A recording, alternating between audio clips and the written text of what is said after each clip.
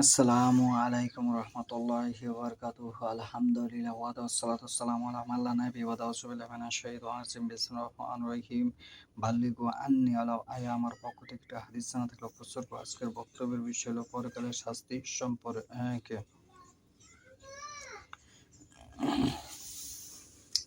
আবু হুরায়রা রাদিয়াল্লাহু আনহু হতে বর্ণিত, নবী সাল্লাল্লাহু আলাইহি ওয়াসাল্লাম বলেন, হে আব্দে মানাফের বংশধরগণ, তোমরা তোমাদের নিজেদেরকে আল্লাহর শাস্তি হতে বাঁচাও। হে আব্দুল মুতালিফের বংশধরগণ, তোমরা তোমাদের নিজেদেরকে হেফাজত করো। হে জুবাইরের মা, আল্লাহর রাসূল সাল্লাল্লাহু আলাইহি ওয়াসাল্লামের ফুফু, হে মুহাম্মদ সাল্লাল্লাহু আলাইহি ওয়াসাল্লামের কন্যা ফাতেমা, তোমরা তোমাদের নিজেদেরকে রক্ষা করো। তোমাদেরকে আযাব হতে বাঁচানোর সামান্যতম ক্ষমতাও আমার নেই। আর আমার ধন সম্পদ হতে তোমরা যা ইচ্ছা তা চেয়ে নিতে পারো।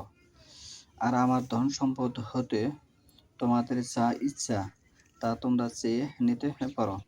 হাদিস হচ্ছে সহিহুল বুখারীর ৩ নম্বর খণ্ড ৩৫২৭ নং হাদিস। ৩৫২৭ নং হাদিস। আপনি নিচে পড়ে দেখুন।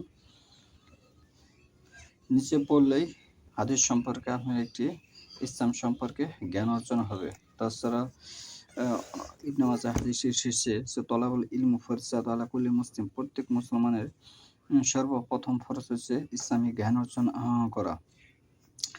তাহলে যদি মানুষের ইসলাম সম্পর্কে জ্ঞান থাকে, তাহলে কেউ কখনো অপরের সাথে তর্কে বিতর্কে জড়াবে না, যে এটি তো নেই, এটি তো এভাবে না, এটি সেভাবে না। আর যদি তার হাদিস পড়া থাকে এবং হাদিস সম্পর্কে জ্ঞান থাকে, তাহলে সে বলবে যে হ্যাঁ ঠিকই, সে ঠিকই বলেছে, হাদিসটি এভাবেই রচনা আছে, এভাবেই বর্ণনা আছে, সে ঠিকভাবেই বলেছে। তাহলে কি একটি হাদিস সমাজে যে ফিতনা ফাসাদ হয়, এগুলো মূলত হাদিস না জানার কারণে মূলত ফিতনা ফাসাদ হয়, হাদিস না বোঝার কারণে মূলত ফিতনা ফাসাদ হয়। তাহলে আমরা কোনো ফিতনা ফাসাদে জড়াবো না। জড়ানোর আগে আমরা কি করব?